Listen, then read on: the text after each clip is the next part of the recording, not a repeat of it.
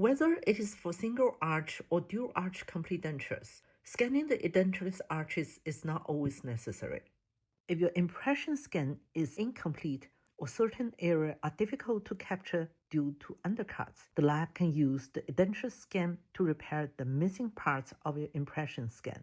The majority of denture base, if not all, should come from Easdent impression or the impression of the existing denture. Some intraoral scanner software provides two separate sites to scan both the edentulous tissue and the impression.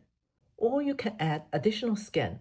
Rename the scan to denture impression or Easdent impression, scan denture impression or Easdent impression at denture wearing effect or old denture or Easdent impression location, and scan the edentulous tissue in the other location for the arch. Other scanner software may only allow you to have one scan for the arch. In that case, you should scan the Easdent impression or the impression using current denture there.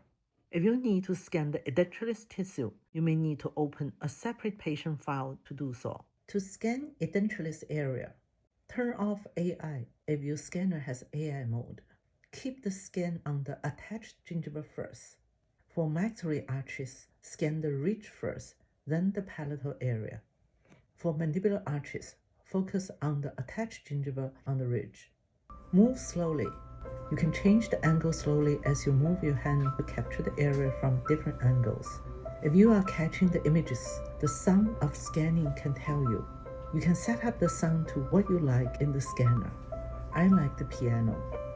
The color of the square will also tell you. It is usually green if you are capturing the images. If the scanning sound changes from the capturing sound to the non-capturing sound, or the square change from green to red, go back to the area that you have good scan, like the ridge or rooty area, not the mobile tissue. It will pick up the scan again. Review the scan result by viewing it at different angles. If you see any holes, rescan the area to fill the hole. When you get to the buccal vestibule area, it is difficult to scan the undercut area. You have to start from the ridge and roll over to the vestibule area. The soft tissue at the denture border is mobile, and the image capture might be different each time. So the software may give you a lot of messy images or may not be able to stitch the image together and you do not pick up any scan. Therefore, it is difficult to capture the real border of an edentulous arch. It is even more difficult to get a mandibular scan. Mandibular arches has less attached gingiva and more movable tissues.